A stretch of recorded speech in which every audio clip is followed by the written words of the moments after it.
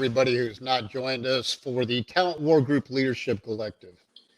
We are a leaders course for building elite teams and managing the most important asset of your company or organization, human capital. We're an organization of experts, prior military with over 125 years experience to have discussions on management, leadership, organizational development, and more. We rely on your guys' viewership and your communication to other people for the success and continuing to make this function. Today's episode is sponsored by our group, the Talent War Group, a management consulting and executive search. If you enjoy what you hear, please share on Instagram, Facebook, LinkedIn, or YouTube. So getting right to the topic, hiring the right employee to accelerate your company or organization. If anybody who's done a search on this topic, you will see that there's 423 million results. You have 125 years of experience here. We will not be able to cover 423 million results. Everybody who's dealing with the Great Resignation and COVID know exactly what I'm talking about. So whether you're an employee, own a company, or an organization, hopefully we can provide insight to help you with some of your issues. Right now, I'd like to introduce our panel. Mike, would you like to introduce yourself, please? Hey, thanks, Ron, Josh, and Cece. Always great to have my teammates on board here. Mike Hertzendorf. I was a 29-year Army Special Operations aviator. Transitioned about 3 years ago. I was then the CEO of a small UAS startup, and now I'm the Chief Operating Officer of Helicopter Association International, the world's largest commercial helicopter trade association. And definitely honored to be here and thankful that the Talent War Group does what they do. Back to you, Ron. Thank you, Mike. Josh, please introduce yourself. Hey, afternoon, everyone. My name is Josh Johnson. I'm a retired Sergeant Major out of 1st Special Forces Group. Spent about 30 years in the Army, and the last 20 of them with 1st Group. Now that I've retired, I'm the Director of Training and Leadership Development for West Shore Home. It's a home remodeling company based out of Pennsylvania. Super glad to be on this panel today. Super glad to be talking with my teammates, and excited about what we're going to talk about here, which is hiring right for your company. And our gentleman that keeps having a connections problem, but will be joining us, is a gentleman named Cece, Sergeant Major with the Marine Corps, who just showed up. Cece, could you please introduce yourself?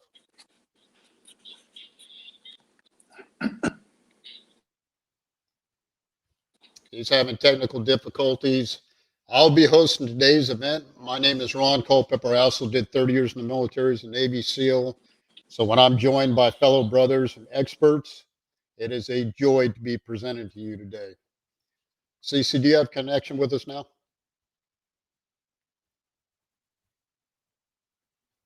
We'll be picking him up as he joins us. So when you take a look at people, we sent out a couple of polls. And as you start taking a look at when you hire the right talent, it starts with what your requirement is or why those people left their previous jobs. So one of the questions is, what do you normally struggle with when leading small teams? The number one issue was personality clash. The other question we had sent out was, what element of your organization culture do you struggle with? The number one answer was a shift in culture. So as you take a look at your hiring of employees, those requirements, these results are coming in from people who are working. Why do people leave companies? If you left a position in the last 6 months, what caused you to move on from your employer? Poor leadership. So with us all being in the military, we know leadership. We've seen poor leadership. We've seen good leadership. Not only do we take that experience of what we've done in the past, we're now about ready to give you some insights into what we are doing to help our companies and pass on the information to you. Josh, I'm going to hit you with the first question. What defines success, not only from your previous experiences with what you're dealing with your current company, before you hire somebody? Yeah, thanks, Ron. You know, that's an interesting question, and everyone's going to have their own take on this. The way I look at success when we're hiring an individual, starts at the very beginning of that conversation. I'm going to find out if they're a good culture fit for what we do. So I try to be very honest in our interview process, especially when we're talking external candidates, people that need to, that are going to come into the organization, not necessarily those that are within the organization and just transferring it. Those that are coming in have to understand what the culture is right off the bat. Hey, we're fast moving. We do things to a high standard, and this is what we expect. And then I always like to congratulate them on making the interview process. Hey, congratulations, you've made a really good decision in interviewing with, in my particular case, West Shore Home. The reason it's a good decision is, and then I go into all the things that we do and how we do them and why we do them. So I try to set that expectation as early as possible that look, we're going to work hard. We're going to reward you. There's going to be plenty of opportunities, but we're going to work hard. And then I ask them, is that something you're interested in doing? And then I just let them talk. So to me, what that does is it'll clearly give me their understanding of what our culture is based off of the introduction I gave them. And then it will give me that opportunity to assess whether or not they buy it based off of their answers. Thank you, Josh. Mike, I'm going to ask you the next question because it kind of supports what I just asked Josh. If someone is looking to hire a replacement, do you already have that talent internally? Do you promote? Do you hire externally? What is your approach and recommendations? Yeah, no, thanks, Ron. And I'm going to build a little bit before I get into that on what Josh said, because I think that defining success is the most important part. And I looked at that in sort of two ways. One, there's that famous Chinese war philosopher Sun Tzu, know yourself and know the enemy, and you never fear 1,000 battles. So that first one is know yourself. And Josh hit it up front with, the culture of the organization. And is that culture talked about, or is it espoused in the values and the everyday actions? And then he said all those other things. Identify what makes people in the organization successful and identify what makes people in the organization not successful. And where is the organization headed? Because where they are today may not be in the direction the organization wants to go. And not only current employees, but future employees are going to have to understand that shift. And so I think, that first part in defining success is an organization really knowing themselves. And, Josh works for a company, West Shore Homes, a little bit more established. Last couple of years, I've been with some entrepreneurial type organizations that grow very quickly, that are very technology based. And a lot of times people don't understand those soft skills that will really make the organization successful. They're looking for, software engineers who can code. Hey, that's great. But at some point, how does that translate into all those cultural attributes that are going to be successful when you're working for a customer, right? Because everyone has a customer. And so I think that know yourself and that culture is so important in diversity within an organization. So the first part, at least that I would answer, and how do you define success, is knowing yourself. And then I think the other part is knowing what you're looking for. And all of us have one thing in common, that we came from special organizations. And one of the things that made these organizations special was how they got talent, right? And for the most part, you could break it down into how did they identify the people they wanted, how did they recruit them, how did they assess them, how did they train them, and how did they retain them? And there's 5 parts to that. But I think up front, organizations really have to have that identification. Who are they going after? What are the attributes, characteristics, skills that they want their individuals, working in this position or role to have? How do they recruit them? What's the incentivization? How do you incentivize that person to potentially come and interview with you, right? If it's a competitive demand and supply, I know a lot of organizations, they have 10 candidates for every one job, and I know other organizations where they have just the opposite. So I think, how do you, recruit? And then there's that assessment process, and that's the job interview. But is it just a job interview? Is it one person? Is it a board? I've known organizations and everyone has doing things tremendously differently. You meet everyone in the organization. You spend a day with the CEO. What is your organization's assessment mechanism? Are there skills-based tests, psychological batteries, Myers-Briggs, DISC?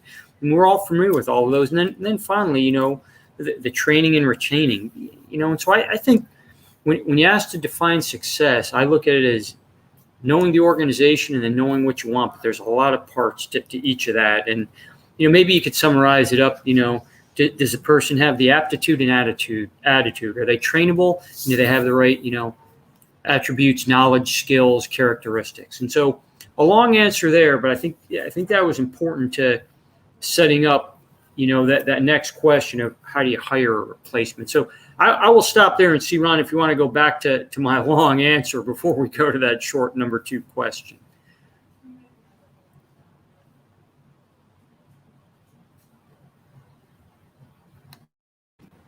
I think I got you muted there, Ron. No, thank you, Mike. Hey, Josh, what drives potential candidates that you interview? So, it's interesting that the varied responses we get for the people that apply for our jobs and the backgrounds that they get. But the first thing I thought about when you asked that question, I started looking back at all of the different people that applied for special operations when I was a Green Beret. Just the big variety of folks that went through Special Forces assessment selection, and those that were weeded out, and those that ultimately made selection. And it's interesting as I got looking at the people that I always selected to come to my team, is I was always looking for people with the same desires and attributes, but with as many variety, as big of a varied background as I could get. If I pulled a bunch of guys out of the Ranger Battalion, put them in SF, I had a squad full of Rangers. If I pulled, a couple of guys out of Ranger Battalion, a couple of guys out of the infantry, and some mechanics and kids off the street straight out of college, I got this dynamic group of people that could look at problem sets and think them through with different perspectives. And so when I was looking at candidates, I looked for really 2 things: someone that's got the drive and the determination that is going to be required to do the job. Because we all know special operations was not easy, right? We're asking for a lot of hours. We were asking for time away from the house. We were asking for, a higher level of dedication than we would get, through some of the normal military branches. But then we were looking for those people that wanted to win. And that was the big one. Hey, I don't care how you're going to win this fight. You just tell me how you're going to win it and tell me the desire that you have. So now when I'm looking at employees, I'm asking that same question. Do you have a strong desire to win? And do you have a varied background so that I've got perspectives when I'm looking at problem sets? So, as you're trying to conduct interviews and you're looking for people, number 1, are you a culture fit? Number 2, do you have that desire to win? Number 3, do you have that determination that it takes to learn the skills necessary to do the job? And I think that circles back to number 2. Do you want to win? Because if you do, you'll put your best efforts into learning those skills required. So thank you, Josh. It kind of ties into the question we just got from LinkedIn. Mike, I'm going to have you answer this. To give civilian context in the military or special forces, who is the customer and how do you build teams to meet that customer's needs? No, that's great. And so first off, having a customer, one, is a mentality, more than just the physical. Everyone has someone they serve, right? So in my case, I was a helicopter pilot. That was easy. We existed to put our nation's elite SEALs, Special Forces, Marines, where they wanted to be, when they wanted to be there, no questions asked. And we would do it repeatedly in any condition, and we would always be there to pull them out. So one, customer is a mindset. Now, in some organizations, it may be very easy, right? In Josh's organization, there is someone who purchases a window. They're a customer. In other organizations, it may not be as easy to define. So I also think of it not just in terms of,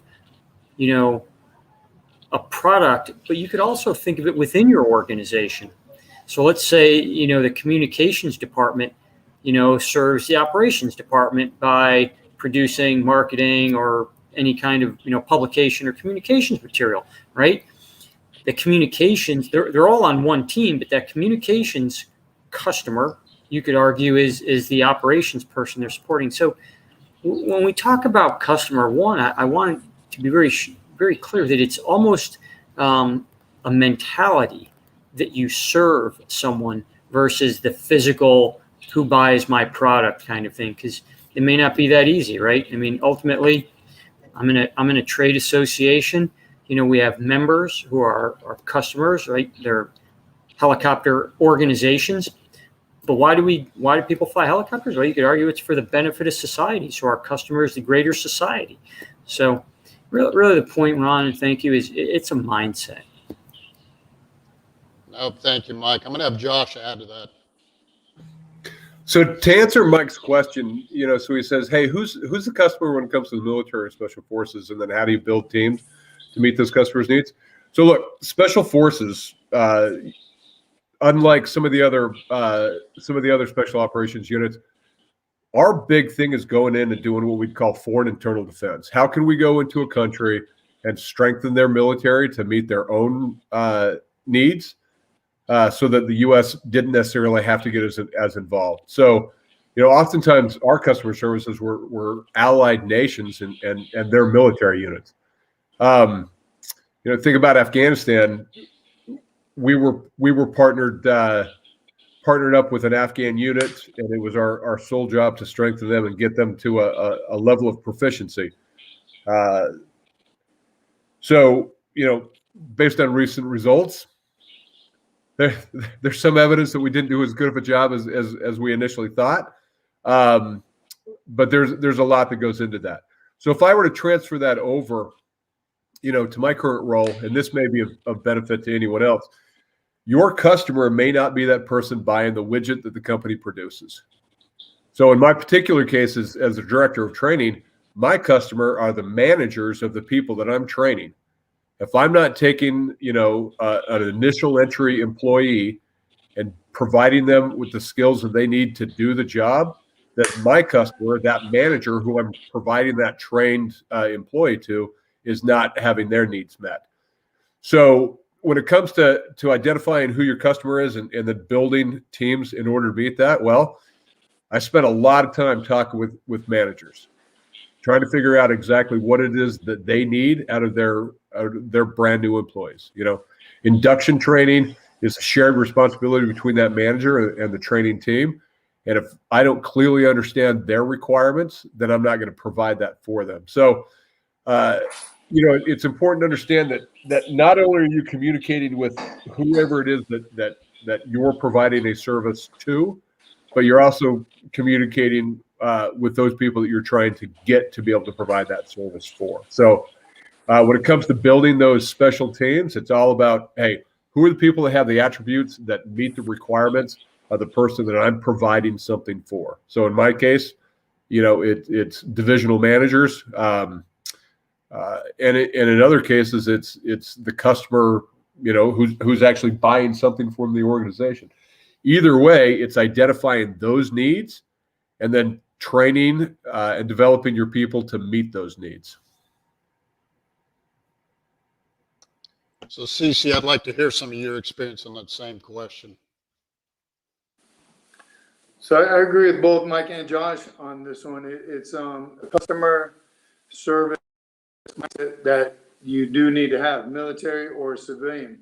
If you have that mentality, even with your subordinate leaders, that's what the customers are right. Of course, we know that's not always the case, but if you have that customer service mentality, no matter what you do, everyone in your chain of command has that same mentality, they'll want to produce better product. Sometimes when leaders move up, what I've noticed very recently is all of a sudden now I'm in charge, now I'm the leader, and customer service seems to go out the window because I'm on a mission. I'm focused, I get kind of tunnel vision and start thinking inside the box. So as long as you maintain that customer service mentality throughout, the end product, the end result, the mission to be accomplished. We know in the troop welfare and mission accomplishment, they go hand in hand. One is higher than the other. Couple them together, you take care of your people, they are going to accomplish the mission. And that's all back to customer relations, customer personality, building relationships with your subordinate leaders, your subordinates, and whoever you serve, no matter what kind of business it is. If it is the military, infantry for 26 years, or if it's out in the civilian population, you're any kind of organization that we all have customers, whether you see them face to face personally or not, your customer service attitude goes a very long way. And you want to produce the best product possible. Your employees will produce the best product possible if they have that mindset from the get-go. Thank you, Cece. So the next question I'm going to ask, like we talk about upfront honesty in the conversation we're having, how do you personalize your interview process to bring in the right people? It goes to the comment that just came up. What are the key indicators you look for to identify someone that is truly a culture fit and not just being agreeable or telling you what you want to hear during the interview process? Josh? Hey, it's always good to have Anthony reach in. He's been a regular on all of our LinkedIn live sessions, so it's good to have him back. So the key to this is active listening. You're going to have to set those expectations up front and then have them describe how they feel about it and pay close attention to what they're saying, because you're absolutely right. Is somebody just, are they selling themselves, or are they being legitimate, being honest with it? So, actively listen to what they have to say and then ask the probing questions that's going to get you there. You're not always going to get it right. Sometimes you do. And when you do, it's big success. When you don't get it right, you've got to get after it early. Find out if this is something that the investment that you're making is something that you can turn around. And if it's not, quickly start documenting those conversations, attempt to bring somebody online. And if it doesn't work, cut bait and move on. So, Mike, knowing that you have one of the #1 helicopter businesses in the country, you probably have a lot of people interviewing for positions. And adding to that same question, how do you personalize your interview process for what you're looking for?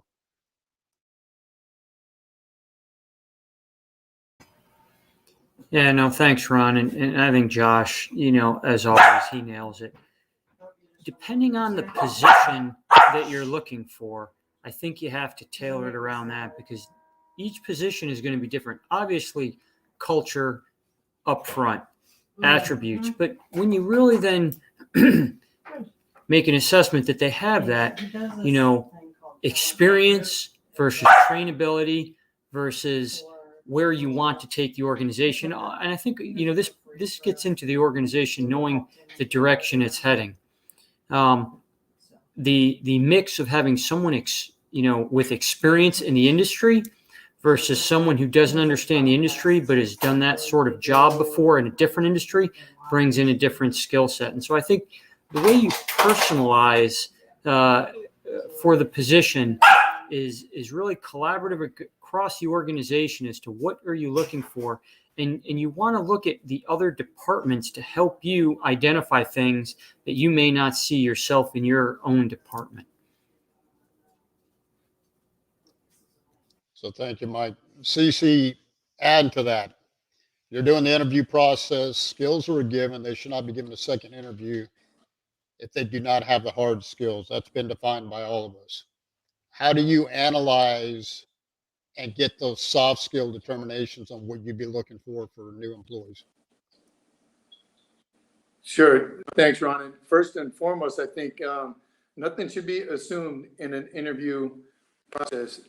Even the easy sometimes may not be easy for the interviewee. So ask them all and get a reaction from them. Questions that you most likely know they do, ask them anyway to get first impression, heartfelt answer from their interviewee. And then with that leaves, there's no interpretation. You don't have to determine what you think he may be thinking, the assumption. Don't leave up to the assumption of this guy's obviously know what he's doing. He knows about helicopters in Mike's case. Again, don't assume any of that. The soft skill questions, I think, is all about character. The individual that you're interviewing, and you'll catch those during those initial non-assumption questions. And what I always tell people is, I can make you the best machine gunner in the world. I just need you to have the right character to learn, to be interested in it, and know the basics. The soft skills, Ron, like you're talking about. The hard skills, that's what we're here for. That's what we're going to do. Train you up to speed to be the best helicopter mechanic or whatever the industry happens to be. So the soft skills, the non-assumption questions, let's get the individual sitting in front of you, so he's not just he or she just answering questions, telling you what you want to hear, and you can kind of weed through all of that with those basic, just questions that can really judge the character of that individual. Thank you, Cece. So Josh, got a question for you. As you start to work for your company and even in special operations, where did the interview process fail? I'm sorry, did you say where did the interview process fail? Yes, sir. Yeah, so it's interesting when you look at what it takes to join special operations. Whether it's Green Berets with Special Forces Assessment Selection, whether it's SEALs with BUDS, whether it's the Marine Raiders and their process, or 160th and Green Platoon, it becomes quickly apparent those people that are in it just for themselves and those people that are in it for the mentality of the team. If you translate that over, it becomes pretty evident early on when you've got people that are all about themselves and they're unwilling to do those shared responsibilities. So I always said, and I tell my people this now, there's 3 jobs in any organization. Your job, what it is we wrote down on paper and says it's yours to do. Our job, which is all those little things that have to get accomplished but aren't necessarily assigned to somebody. And then the other person's job. What is it that I can do to help them go home on time or early? And so when you meet those people that are willing to accomplish all 3 of those by the end of the day, you found that good culture fit. If you find somebody that's willing to accept somebody else's help but not return it in kind, you've got some pretty clear indicators that you made a pretty bad decision when it came during the interview. So as you're going through the interview process and you start asking those questions, maybe one of those things that you need to ask is, hey, explain to me what teamwork means and what that means to you. And if you don't get that definition that gives you the comfort of knowing that it's not about just accomplishing what's on the docket for them, it's about accomplishing what the team needs, then maybe it's time to move on to another candidate. So Mike, in your recommendation, who all should be in the interview process for a new hire?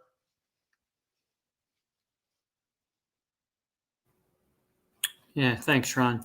I think the interview process should involve as many people from the organization as possible, right? And that's really for 2 reasons. One, the person being interviewed wants to know that they've been tested and tried and that they are accomplishing something by being hired for the organization. And the same for the organization. The organization wants to know that that person met, the high standards and goals, so they then have trust and faith in that person's ability. And so I think, the more you involve to the max extent possible people across the organization, it really shows that the culture of the organization is pervasive through the organization, right? It helps build it because it gives everyone buy-in to that person that they're hiring. It shows that that person has been tested, but it also gives that person a real sense of accomplishment, and they then start to espouse that culture. So I think the more people from across an organization that you can involve in some way in an interview will be good for the person who eventually gets hired and good for the organization when that person comes on board, because they really have a sense that they have a stake in that person's success. It wasn't just that, oh, hey, wait a minute, Ron hired them, but it is ownership into the process, which is just good all around. Now you hit on it. When you get buy-in from not only the organization, but your new employee, you're setting it up for success right off the bat. Cece, I got a question that came in from LinkedIn. What are some of those soft skill questions you use for interviewing? Yeah, no, thank you. Whoever has that LinkedIn, that's very good question. So instead of yes or no questions, how successful our company is, do you know how many employees we have? Ask an open-ended question like, tell us what you like about our company. Tell us about the people in our company. Tell us about the culture of our company. Just open-ended questions that will help you determine whether they just studied your company the day before they came in for the interview, or they've been following your company for a while and they have a deep desire to be part of the culture, part of the team, and more importantly, part of the family that you've created or your company has created. So soft skill questions, again, what do you know about this part that we make? Tell me what you've done with these. Again, depending on what your company may be, this aircraft, this no matter what it is, even if you're in a sales industry, you're selling houses. What do you know about the industry right now? Is it in an up status? Is it in a down status? Keep them.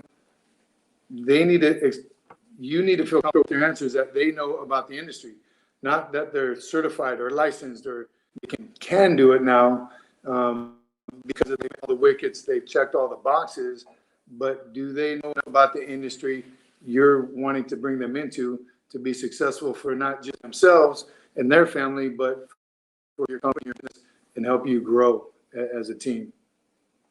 Hope that answers the question on LinkedIn. Well stated.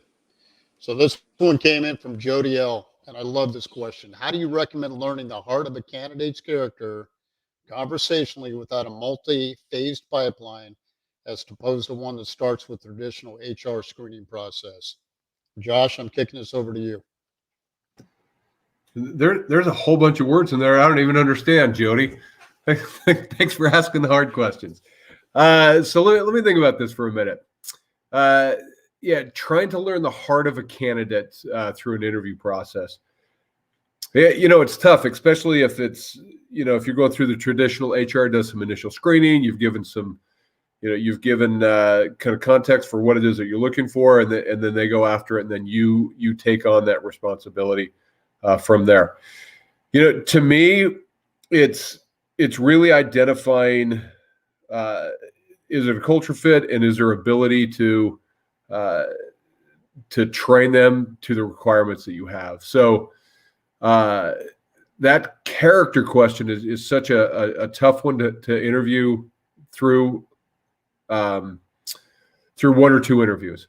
So when Mike was talking about having multiple people, as many as you can, into that interview process, that made a ton of sense to me, because you're going to get 3 or 4 or more people's perspective on that candidate, and they're all coming at it with their own perspectives and their own experiences, and so they're going to have a really good way to gauge based off of that.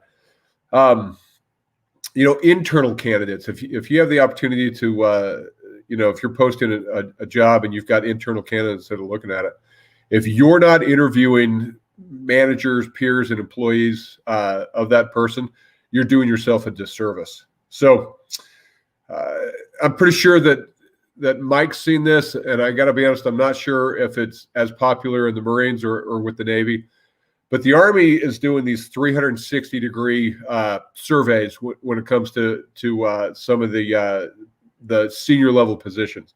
And it's, hey, your bosses are going to talk about you, your peers are going to talk about you, and your subordinates are going to talk about you. And we're gonna really get the idea of who it is or of who you are from those different perspectives. And I got to be honest, when that first came out, I was adamantly against it. And then I realized, man, there is such perspective to be gained from doing that. And from really kind of every perspective that comes in there. If you've got somebody that disliked you, you're going to get some ground truths that you don't know. But if you've got people that really liked you, or people that were willing to work for you, or actively sought to work for you, that is also some really good data. So if you have the opportunity to gain that same perspective from internal candidates, you're going to do yourself a huge favor by reaching out and talking to those people. Talk to somebody that sat at the desk next to them and just see, hey, what were your opinions on this person, and how were they as a teammate? What would you want to work next to him again? Are you cool in sharing that cubicle, or would you rather be with somebody else? And you're going to gain some pretty amazing perspectives based off of that. No, thank you, Josh. So Anthony's throwing another curveball at us, and I'm going to kick this one over to Mike. Are there any non-traditional questions or outside the box scenarios that you like to use during the interviews or conversations? Okay, no, Anthony does give the hard question. So one, out of the box. I'm not even sure I like that term, right? Because if you say, hey, out of the box, it implies that there is a box and you could see it and you could be on one side of it. I'd like to just throw that out and not even think there is a box, right? Opens up the aperture as to any type of question you could ask someone. So, I'm not sure if there's non-traditional questions, but I think the best thing you could do is ask those open-ended questions based on the characteristics of the culture of the organization. So as Josh said, hey, we want someone who does well under stress. Then you have to ask those open-ended questions that are going to elicit those responses to see if they truly do have that attribute or characteristic. So, Anthony, I'm not sure there are really any non-traditional questions, but what I really do like to do is hone in on what are the attributes that we think the person needs to be successful, and ask those open-ended questions. And, a lot of time, I don't even think it's the answer that's important. I think it's how the person presents themselves, how they articulate it. What's their thought process of how they answer? Do they outline it? Do they take a second and write it down? So I'm not just necessarily looking for the answer. I'm looking for that person's thought process, how they organize themselves, how they present the information, and how they take feedback and communicate it. I think the answer may be less important than all of the ways that they go about providing you the answer. Just my thoughts. So well done.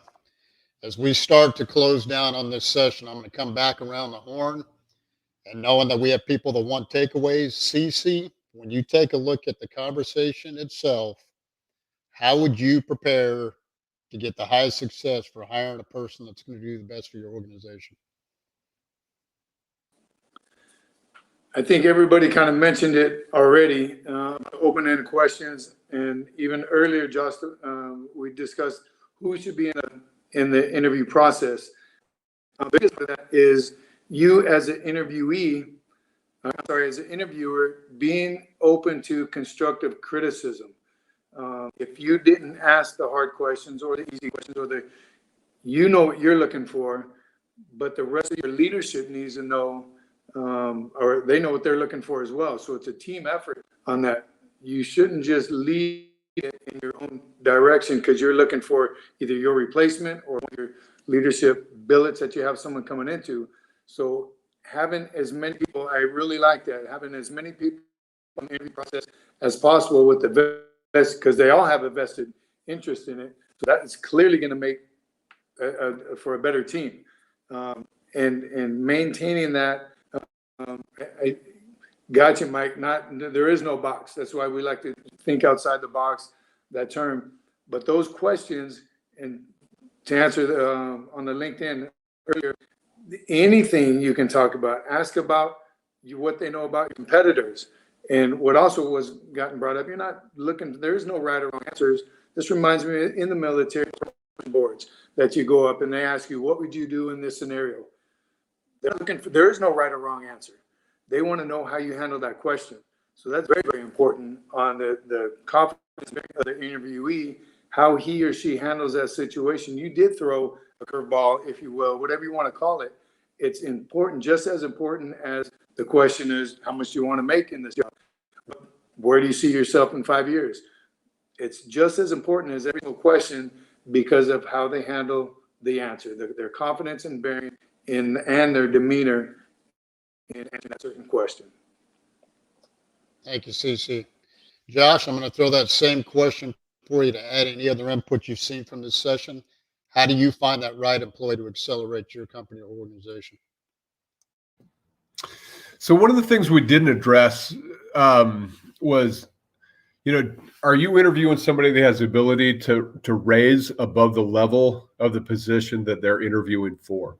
And so are you looking in depth for the organization? And, some of that is based around asking those questions to figure out, are they only speaking tactically? Is it, hey, what's in front of me right now? Can I produce this widget? And how many of them can I produce and be done at the end of the day? Or is it, are you asking those questions that's going to get them to understand the importance of, that first level of leadership that you may be interviewing them for? Can you, hey, tell me how it is, how you would take care of a team, or what are the important things to you when it comes to developing people? So now you're looking at depth and seeing what the potential for this employee is.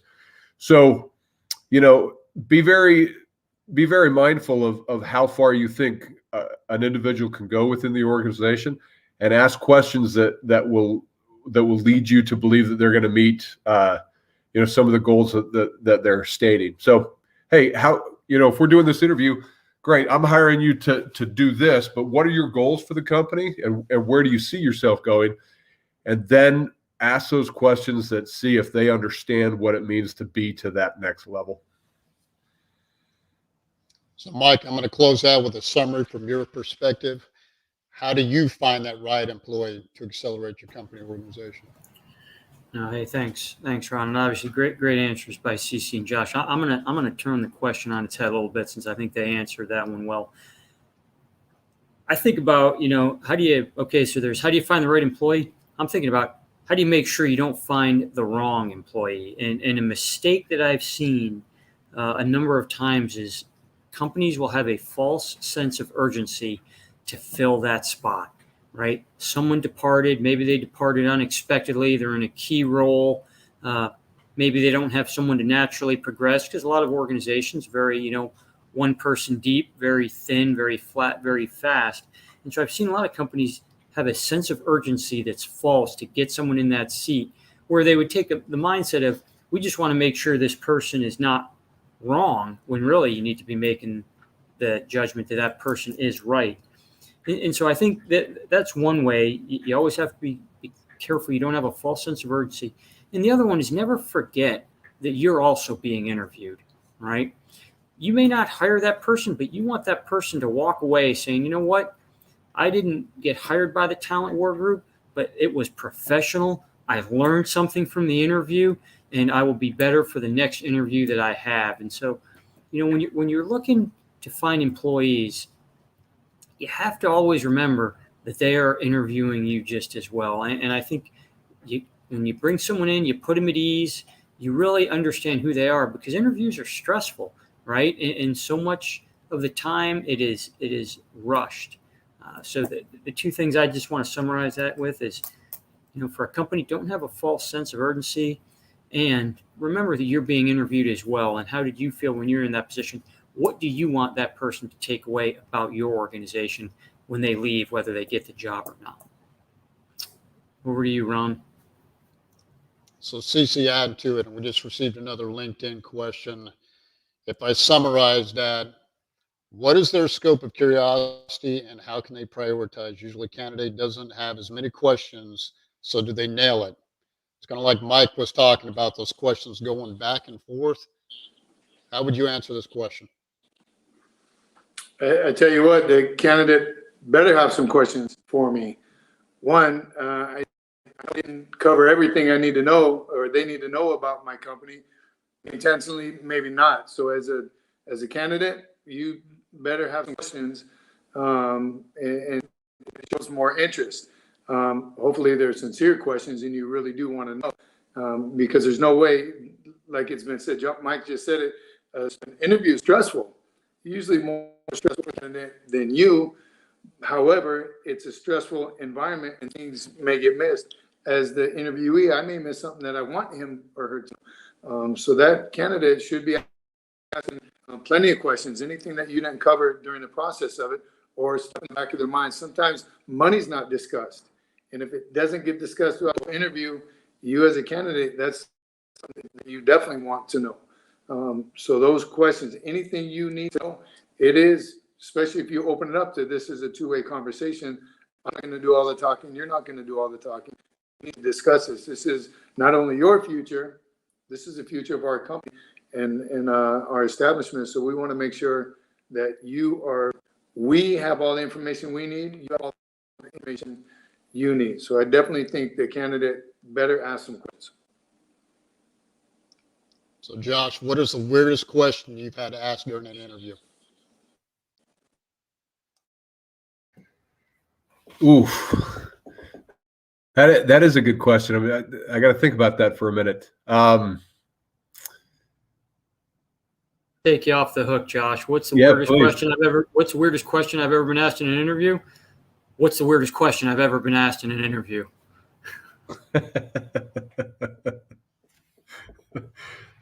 That's about right. You know, I will tell you this. I've had several people interview and people that are willing to engage in a conversation and you know, have the ability to just communicate and potentially have fun during an interview are those that I take a stronger look at. So, you know, crack an appropriate level joke during an interview, you're going to get my attention. If you're straight-laced and very thorough, you know, kind of through the whole thing, I don't know. Maybe you're going to work out, maybe you're not. But if you can put your interviewer at ease as an interviewee, that goes a long way. So Mike, putting you on the spot, how many interviews do you think it takes to find the right employee?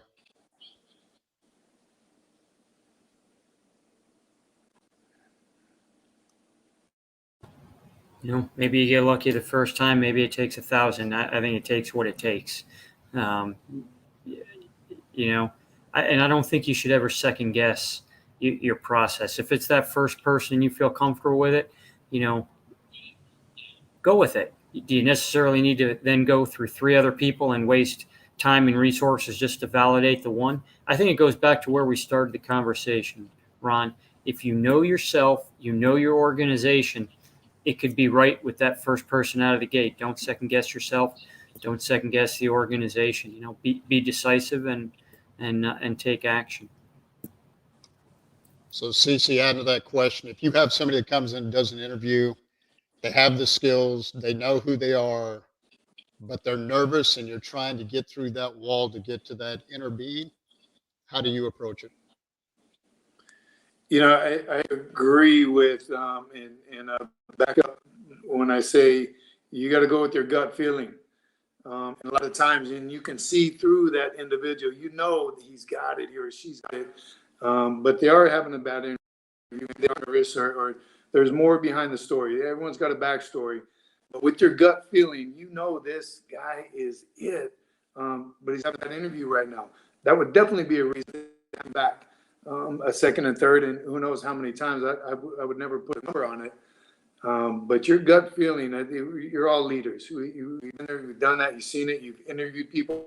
You've been an interviewee many times. You've been wanting to get that promotion. All things, we've been there.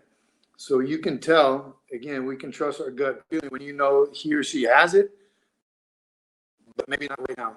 They definitely deserve a second or third interview. And I don't know about 1,000, Mike, but definitely enough to find that right character in that individual. No, Cece, I appreciate that. As we start to close down, starting at the beginning, when I talked about 423 million results, hope for everybody listening, this should not be the starting point. As you continue to grow and learn and find out how to do better, not only for your company, but yourself, learn. When you take the Talent War Group, and I'm giving a plug to our organization, take a look at this book. I have read it a couple of times, and it will change your perspective on how human resources in the past has failed. Everything we talked about in this session with all these experts I'm staring at are real life experiences we've dealt with.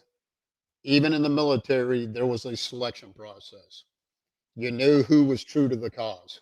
You knew who was there for the right reason. There was a question asked from an elected official to one of our senior people for budge training of who could make it. His answer was, I can't tell you, because there's two things you can't measure in a person, and that is heart and mind. So when you're doing the interview process and you get to that of a person and they fit your company and culture, you will do phenomenal things, not only for yourself, but that individual. Leadership keeps getting brought up. When you take a look at the company, you better know your company. And once you get those people on, your ability to develop them and retain them, because that's who you are and that's what should be carried on. When you hear the comments of why people left their organizations, they didn't leave the company, they leave bad managers. So not only are you trying to bring new employees on, make sure your managers and leaders understand what their responsibilities are when they get that new employee. I want to thank everybody for taking the time to join us today. Please continue to follow us. If you like what you heard, please share that with your friends, colleagues, work. We will take input and always want to get better as an organization ourselves. You can find us on LinkedIn, YouTube, Facebook, Instagram, and Twitter. Check out the talentwargroup.com to book any of our speakers or consultants. And once again, I thank you for joining us and have a wonderful rest of the day and a great week.